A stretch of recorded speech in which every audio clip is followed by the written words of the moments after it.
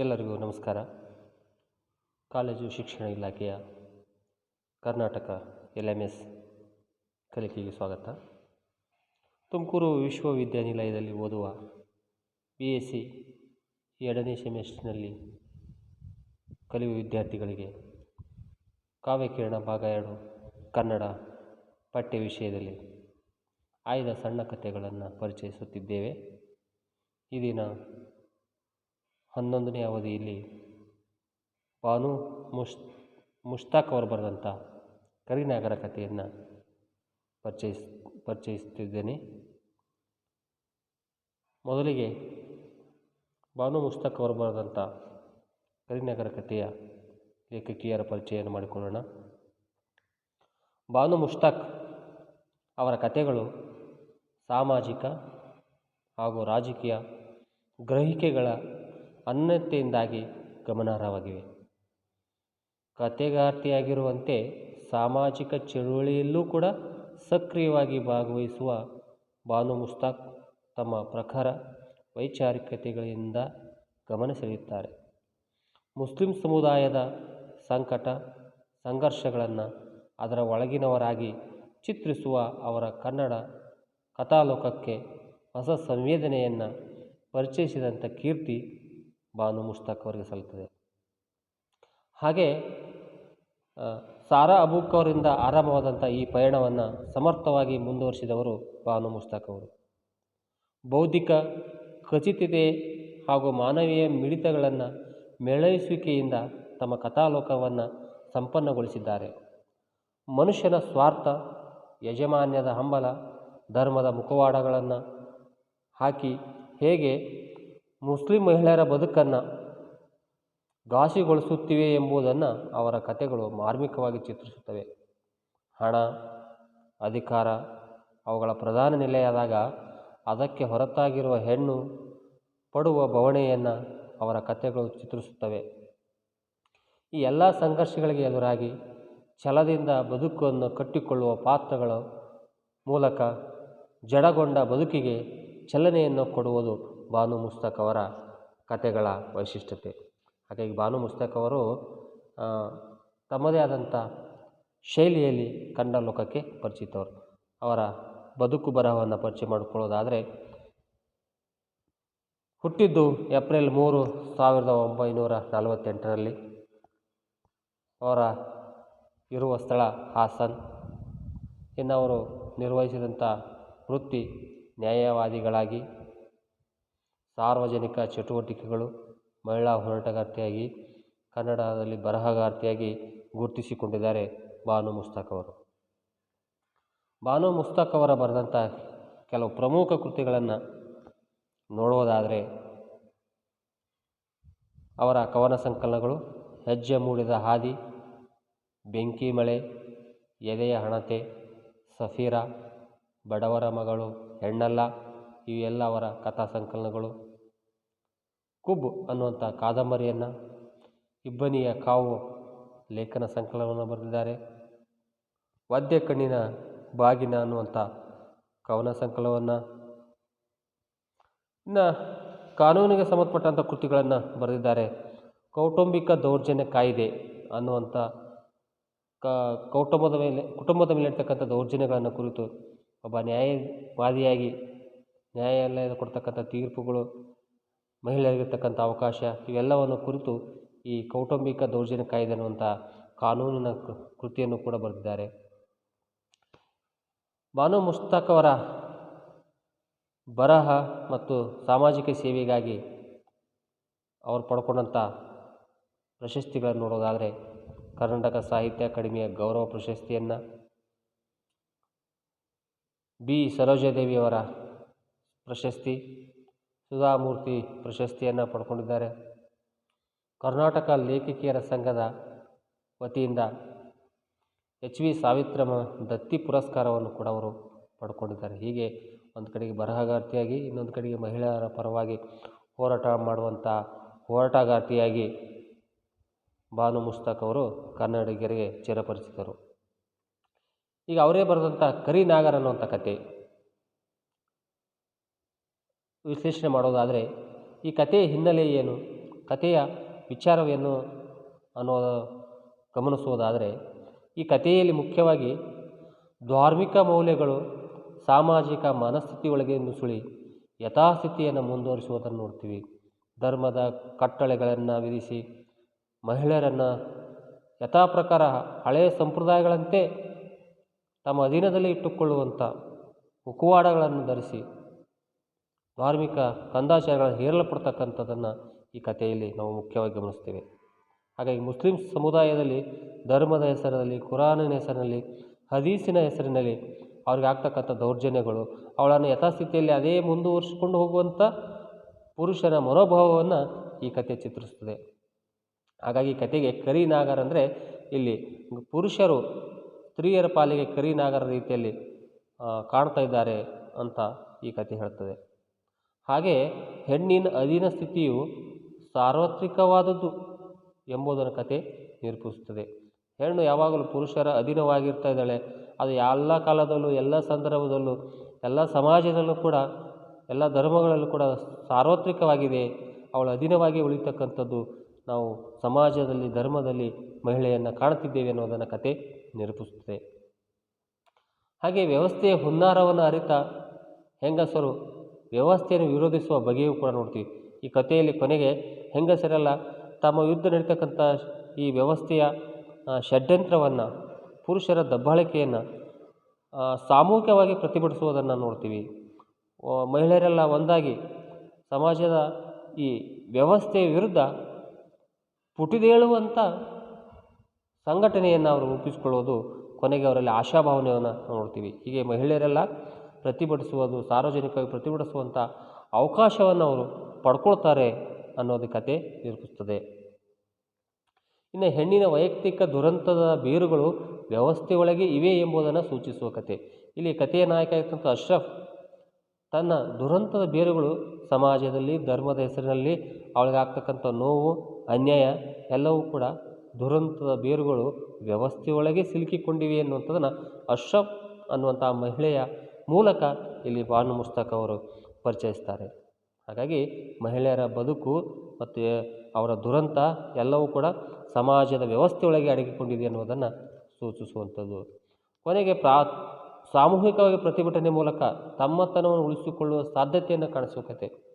ಅಶ್ರಫ್ ತನ್ನ ಮಗುವನ್ನು ಕಳೆದುಕೊಂಡ ನಂತರ ಹೆಂಗಸರೆಲ್ಲ ನ್ಯಾಯ ವ್ಯವಸ್ಥೆಯ ವಿರುದ್ಧ, ಪುರುಷ ಪ್ರಧಾನದ ವ್ಯವಸ್ಥೆಯ ವಿರುದ್ಧ ಪ್ರತಿಭಟಿಸುವಂಥ ಕಾವನ್ನು ಪಡ್ಕೊಳ್ತಾರೆ. ಸಾಮೂಹಿಕವಾಗಿ ಪ್ರತಿಭಟಿಸಿ ತಮ್ಮತನವನ್ನು ಉಳಿಸ್ಕೊಳ್ಬೇಕು, ಹೆಣ್ಣಿನ ಅಸ್ಮಿತೆಯನ್ನು ಉಳಿಸ್ಕೊಳ್ಬೇಕು ಅನ್ನುವಂಥ ಒಂದು ಹೊಸ ಚಿಗುರನ್ನು ಈ ಕಥೆಯಲ್ಲಿ ಕೊನೆಯ ಭಾಗದಲ್ಲಿ ನೋಡ್ತೀವಿ. ಹಾಗಾಗಿ ತಮ್ಮತನವನ್ನು ಉಳಿಸಿಕೊಳ್ಳುವ ಹೋರಾಟದ ಮೂಲಕ ಛಲವನ್ನು ಸಾಧಿಸುವಂಥ ಹೆಣ್ಣು ಮಕ್ಕಳು ಈ ಕಥೆಯ ಕೊನೆಯ ಭಾಗದಲ್ಲಿ ನಾವು ನೋಡ್ತೀವಿ. ಹೀಗಾಗಿ ಈ ಕಥೆಯ ಒಟ್ಟಾರೆ ಏನಂದರೆ, ಧರ್ಮದ ಹೆಸರಿನಲ್ಲಿ ಸಮಾಜದಲ್ಲಿ ಹೆಣ್ಣನ್ನು ಅಧೀನ ಪರಿಸ್ಥಿತಿಯಲ್ಲಿ ಇರ್ತಕ್ಕಂಥದ್ದು ಪುರುಷ ಪ್ರಧಾನ ವ್ಯವಸ್ಥೆ.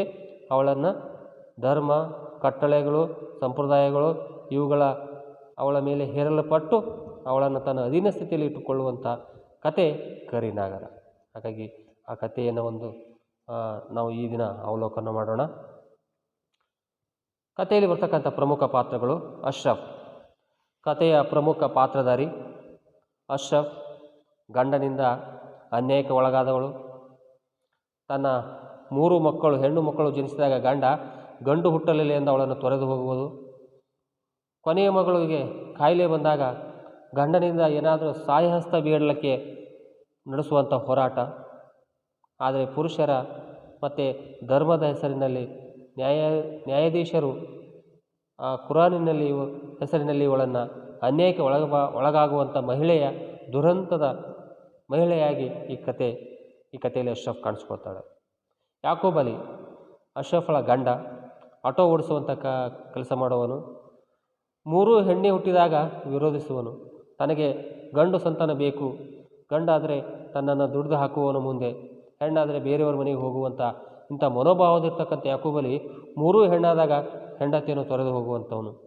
ಅವಳಿಗೆ ಯಾವುದೇ ಆಶ್ರಯವನ್ನು ಕೊಡದೆ, ಯಾವುದೇ ರೀತಿಯಾದಂಥ ಅವಳಿಗೆ ಬದುಕಿಗೆ ಸಹಾಯವನ್ನು ನೀಡದೆ ಮತ್ತೊಂದು ಮದುವೆಯಾಗಿ ಗಂಡಿನ ಹಂಬಲವನ್ನು ಬಯಸ್ತಕ್ಕಂಥ ವ್ಯಕ್ತಿ ಯಾಕೂಬ್ ಅಲಿ.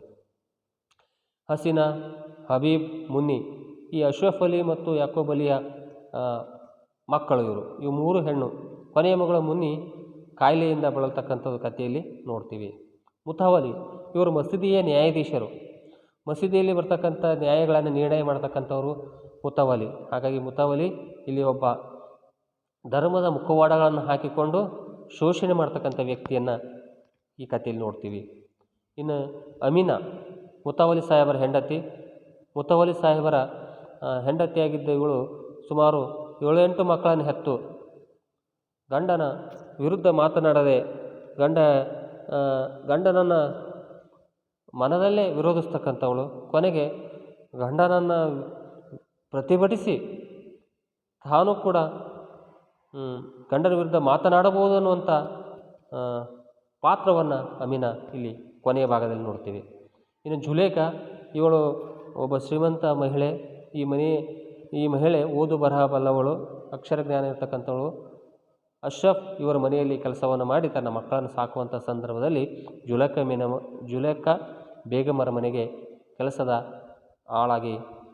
ಕೆಲಸಗಾರ್ತಿಯಾಗಿ ಅಶ್ರಫ್ ಸೇರ್ಕೊಳ್ತಾಳೆ. ಹಾಗೆ ಇತರ ಚಿಕ್ಕ ಪುಟ್ಟ ಪಾತ್ರಗಳು ಈ ಕಥೆಯಲ್ಲಿ ಬರ್ತಕ್ಕಂಥದ್ದು ನೋಡ್ತೀವಿ. ಇನ್ನು ಈ ಕಥೆಯ ಪ್ರಾರಂಭವಾಗುವುದು ಅಶ್ರಫ್ 3 ಮಕ್ಕಳ ತಾಯಿ ನ್ಯಾಯಕ್ಕಾಗಿ ಮಸೀದಿಯಲ್ಲಿ ತನ್ನ ಮಕ್ಕಳೊಂದಿಗೆ 2 ದಿನ ಸುರಿಯುವ ಮಳೆಯಲ್ಲಿ ಕುಳಿತುಕೊಳ್ತಾ ಇದ್ದಾಳೆ. ಕಾರಣ ಗಂಡ ಇನ್ನೊಂದು ಮದುವೆಯಾಗಿದ್ದಾನೆ, ತನ್ನನ್ನು ಬಿಟ್ಟು ಹೋಗಿ. ಈಗ ಕೊನೆಯ ಮಗಳ ಕಾಯಿಲೆ ಇರೋದರಿಂದ ಆ ಮಗಳ ಕಾಯಿಲೆ ವಾಸಿ ಮಾಡೋದಕ್ಕೆ ಗಂಡನಿಂದ ಸಾಯಹಸ್ತವನ್ನು ಬೇಡಲಿಕ್ಕೆ ಮಸೀದಿಯೊಳಗೆ ಅವಳು ನ್ಯಾಯಕ್ಕಾಗಿ ಕುಳಿತಿದ್ದಾಳೆ. ಅಲ್ಲಿಂದ ಕತೆ ಆರಂಭಗೊಳ್ಳುತ್ತದೆ. ಹೀಗಾಗಿ ಅಶ್ರಫ್ ಮಸೀದಿಯಲ್ಲಿ ತನ್ನ 3 ಮಕ್ಕಳೊಂದಿಗೆ ಕುಳಿತಿದ್ದಾಳೆ. ಈ ಕುಳಿತಿರುವುದನ್ನು ಅಮೀನಾನ ಮಕ್ಕಳು ನೋಡ್ತಾರೆ. ಅರಬಿ ಕಲೀಲಿಕ್ಕೆ ಹೋದಂಥ ಮಕ್ಕಳು ಮದ್ರಾಸ್ಗೆ ಹೋದಂಥ ಮಕ್ಕಳು ರಫಿ, ತಮ್ರೂನ್, ಹಾಗೆ ವಶೀಮಾ. ಈ ಮಕ್ಕಳೆಲ್ಲ ಮದ್ರಾಸದಲ್ಲಿ ಅರಬಿ ಕಲೀಲಿಕ್ಕೆ ಹೋದಾಗ ಸಾಯಂಕಾಲ ಹೊತ್ತಿನಲ್ಲಿ ಮಸೀದಿಯೊಳಗೆ ತನ್ನ ವಯಸ್ಸಿನ ಹಸೀನಾ ಕುಳಿತಿರುವುದು ಮತ್ತು ಅವರ ಅಮ್ಮ ಕುಳಿತಿರುವುದನ್ನು ನೋಡಿ ಬಂದು ತಮ್ಮ ತಾಯಿಗೆ ಹೇಳ್ತಾ ಇದ್ದಾರೆ.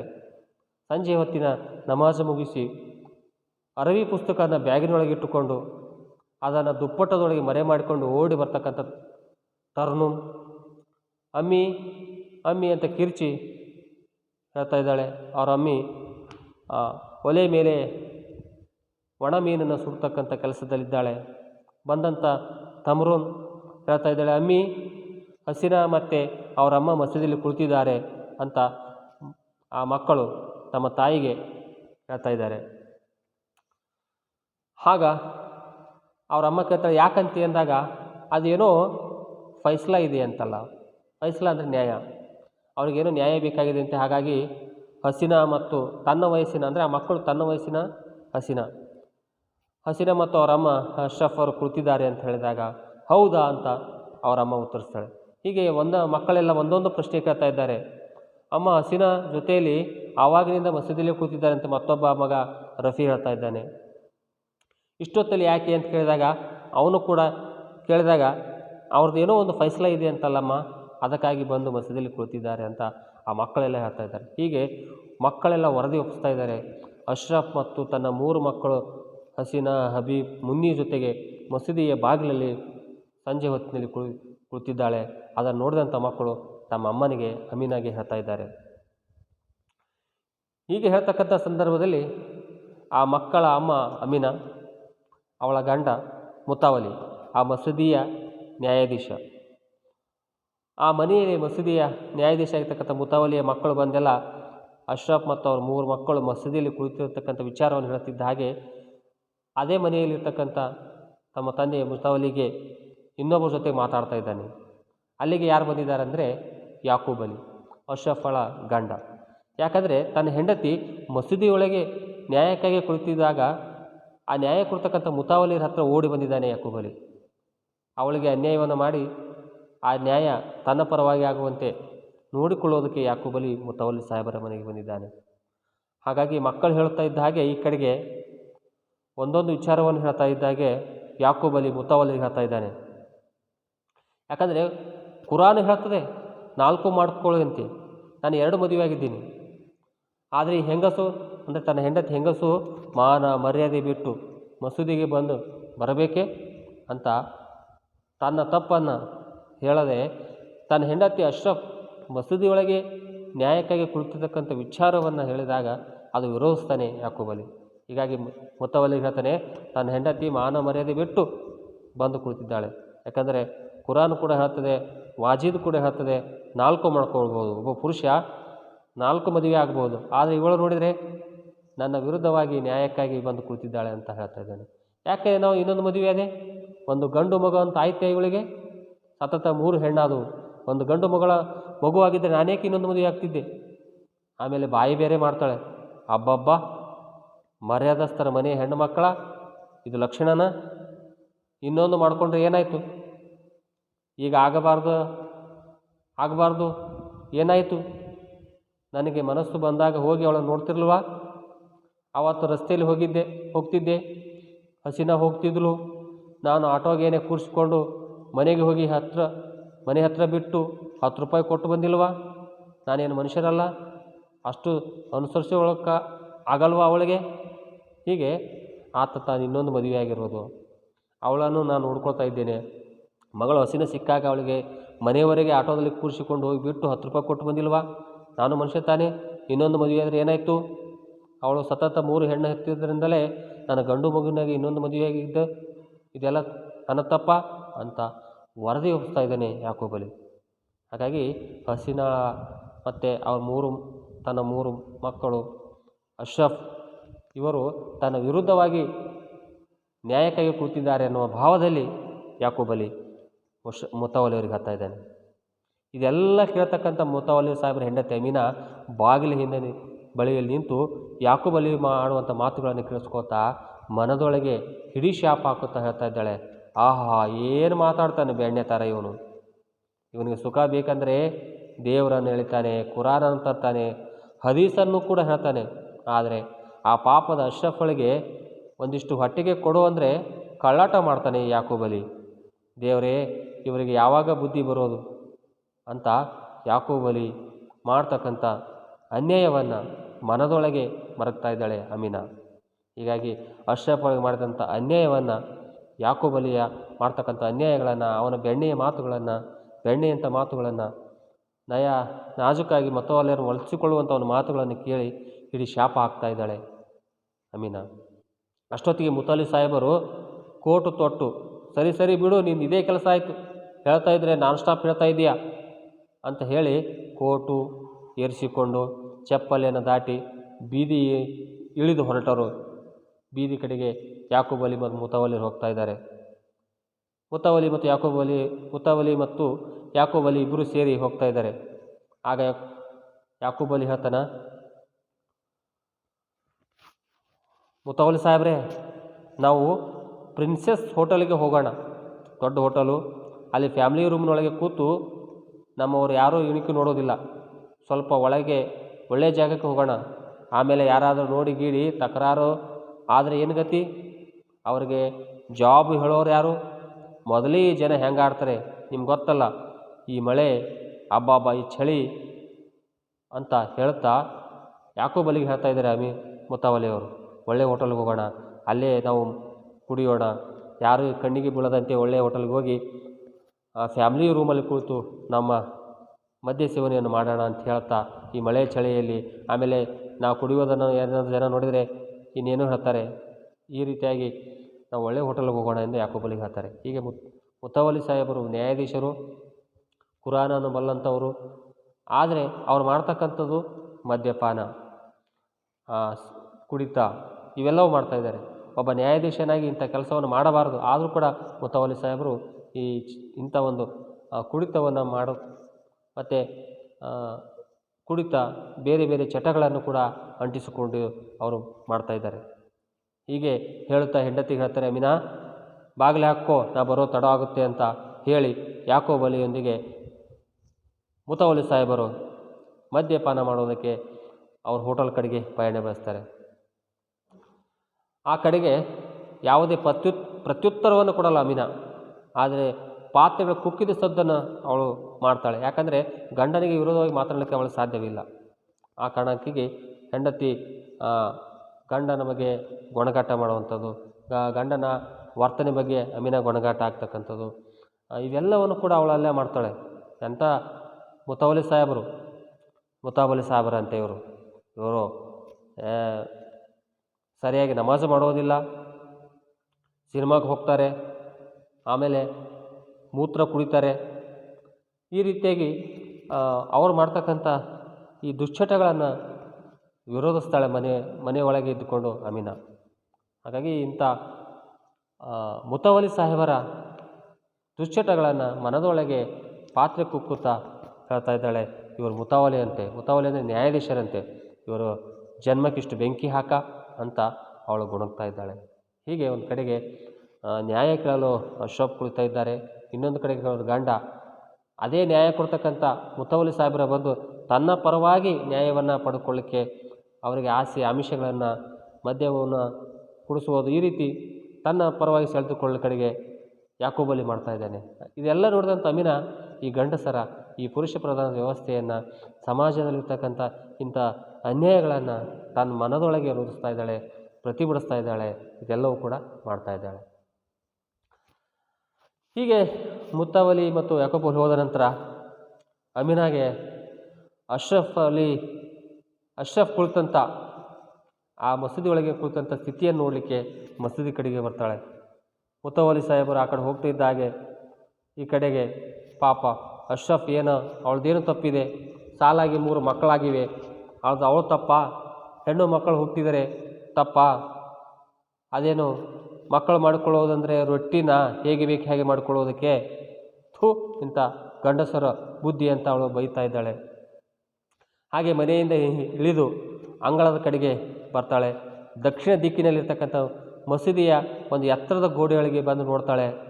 ಮಸೀದಿಯಲ್ಲಿ ಎಲ್ಲರೂ ಪ್ರವಚನಗಳನ್ನು ಕೇಳಿ ಹೋಗ್ತಾ ಇದ್ದಾರೆ. ಕೆಲವು ಜನರು ನೀರು ತುಂಬಿದ ಬಿಂದಿಗೆಯನ್ನು ತಂದುಕೊಂಡು ಹೌಸಿನಲ್ಲಿ ಕೈಕಾಲನ್ನು ತೊಳ್ಕೊತಾ ಇದ್ದಾರೆ. ಕಾಂಪೌಂಡಿನ ಪಕ್ಕದಲ್ಲಿ ಒಂದಿಷ್ಟು ಸೈಜುಗಳು ಹಾಕಿದ್ದಾರೆ. ತಲೆ ಮೇಲೆ ಸೆರಗು ಹೊದ್ದು ಸೈಜು ಕಲ್ಲು ಹತ್ತಿ ಒಳಗೆ ಇಣುಕಿ ನೋಡ್ತಾಳೆ. ಕಾಂಪೌಂಡಿನ ಈಚೆ ಇರ್ತಕ್ಕಂಥ ಅಮೀನಾ ಒಳಗೆ ಕುಳಿತಕ್ಕಂಥ ಅಮೀನಾವನ್ನು ನೋಡ್ತಾರೆ. ಮುಖ್ಯ ದ್ವಾರದಲ್ಲಿ ಹೊರ ಹೋಗ್ತಿದ್ದಾರೆ, ಬರ್ತಾ ಇದ್ದಾರೆ. ಯಾರೂ ಕೂಡ ಅವಳ ಬಗ್ಗೆ ಕಣ್ಣು ಹಾಯಿಸಿ ನೋಡ್ತಾ ಇಲ್ಲ. ಚಳಿ ಮಳೆಯಲ್ಲಿ ಹರಿದ ಸೀರೆಯಲ್ಲಿ ಅಶ್ರಫ್ ಮಕ್ಕಳೊಂದಿಗೆ ಕುಳಿತಿದ್ದಾಳೆ. ಹಾಗೆ ಮಡಿಲಿರ್ತಕ್ಕಂಥ ಕೂಸು ಅರ್ಧ ಸೀರೆಯನ್ನು ಮುಚ್ಚುವುದಕ್ಕೂ ಕೂಡ ಅವಳಿಗೆ ಕಷ್ಟ ಆಗ್ತಾ ಇದೆ. ಹಸಿನ ಇನ್ನು ಮತ್ತು ಅಬೀಬ್, ಈ 3 ಮಕ್ಕಳು ತಾಯಿ ಮಡಿಲಲ್ಲಿ ಹುದುಗಲು ಪ್ರಯತ್ನಿಸ್ತಾ ಇದ್ದಾರೆ ಆ ಚಳಿಯಲ್ಲಿ. ನಮಾಜಿಗೆ ಬಂದವರೆಲ್ಲ ಅವಳನ್ನು ನೋಡ್ತಾ ಇಲ್ಲ, ಆ ಕಡೆಗೆ ನೋಡ್ತಾ ಇಲ್ಲ. ಹಾಗಾಗಿ ಅಶ್ರಫ್ ನ್ಯಾಯಕ್ಕಾಗಿ ಹೋರಾಟ ಮಾಡ್ತಾ ಇದ್ದಾಳೆ. 2 ದಿನದಿಂದ ಆ ಸುರಿಯುವ ಮಳೆ ಚಳಿಯಲ್ಲಿ ಮಸೀದಿಯಲ್ಲಿ ತನ್ನ 3 ಮಕ್ಕಳೊಂದಿಗೆ ಕುಳಿತು ನ್ಯಾಯ ಬಿಡ್ತಾ ಇದ್ದಾಳೆ. ಹೀಗೆ ಅಶ್ರಫ್ ತನ್ನ ಕುಳಿತಂಥ ಮಕ್ಕಳನ್ನು 2 ದಿನದಿಂದ ಸಣ್ಣಗೆ ನಡೆಯತಕ್ಕಂಥ ಈ ಒಂದು ಮಳೆ ಬಿಸಿಲಿನಲ್ಲಿ ಕುಳಿತು ಆಕೆ ಹೋರಾಟವನ್ನು ಮಾಡ್ತಾ ಇದ್ದಾಳೆ. ಕೊನೆಯ ಮಗಳು ಮುನ್ನಿಗೆ ಕಾಯಿಲೆ ಇದೆ, ಹಲವು ದಿನಗಳಿಂದ ಸೊರಗಿ ಹೋಗಿರ್ತಕ್ಕಂಥ ಮಗಳು. ಅವಳಿಗೆ ಕಾಯಿಲೆಗೆ ಚಿಕಿತ್ಸೆ ಕೊಡಿಸಲಿಕ್ಕೆ ಹಣದ ಸಹಾಯಕ್ಕಾಗಿ ಯಾಕೋಬಲಿ ಕೇಳಿದರೆ ಆತ ನಿರಾಕರಿಸ್ತಾನೆ. ಹಾಗಾಗಿ ಅವಳು ಮಸೂದೆಯ ನ್ಯಾಯಾಧೀಶರಲ್ಲಿ ತನ್ನ ಅರ್ಜಿಯನ್ನು ಸಲ್ಲಿಸಿ ಅವನಿಂದ ತನಗೆ ಪರಿಹಾರವನ್ನು ಕೊಡಿಸಬೇಕು ಅಂಥೇಳಿ ಈಗ ನ್ಯಾಯಕ್ಕಾಗಿ ಅರ್ಜಿ ಸಲ್ಲಿಸಿದ್ದಾಳೆ. ಆದರೆ ಅರ್ಜಿಗೆ ಯಾವುದೇ ಸಕಾರಾತ್ಮಕವಾಗಿ ಸ್ಪಂದಿಸೋದಿಲ್ಲ. ಕೊನೆಯ ಅಸ್ತ್ರವಾಗಿ ಅವಳು ಈಗ ಮಸೀದಿಯೊಳಗೆ ನ್ಯಾಯಕ್ಕಾಗಿ ಕುಳಿತಿದ್ದಾಳೆ. ಇದು ಅಶ್ರಫ್ ಕುಳಿತಂಥ ಉದ್ದೇಶ. ಹಾಗೆ ಗಂಡು ಮಗುವಿಗಾಗಿ ಹೆಂಡತಿಯನ್ನು ತೊರೆದು ಹೋಗ್ತಾನೆ ಯಾಕೋಬಲಿ. ಗಂಡು ಸಂತಾನ ಆದರೆ ದುಡಿದು ಹಾಕ್ತಾನೆ, ಮುಪ್ಪಿನ ಕಾಲದಲ್ಲಿ ತಂದೆ ತಾಯಿ ನೋಡ್ಕೋತಾನೆ ಅನ್ನೋಂಥ ಕಾರಣಕ್ಕಾಗಿ ಯಾಕೋಬಲಿ ಸತತ 3 ಹೆಣ್ಣು ಮಕ್ಕಳಾದಾಗ ಬೇಸರ ಪಟ್ಟುಕೊಂಡು ಹೆಂಡತಿಯನ್ನು ತೊರೆದು ಹೋಗ್ತಾನೆ. 3ನೇ ಮಗು ಕೂಡ ಹೆಣ್ಣಾದಾಗ ಆತ ಅಶ್ರಫನ್ನು ತೊರೆದು ಹೋಗ್ತಕ್ಕಂಥದ್ದು. ಆ ತೊರೆದು ಹೋದ ನಂತರ ಅಶ್ರಫ್ 3 ಮಕ್ಕಳೊಂದಿಗೆ ಕಷ್ಟದ ಜೀವನವನ್ನು ಸಾಗಿಸ್ತಾಳೆ.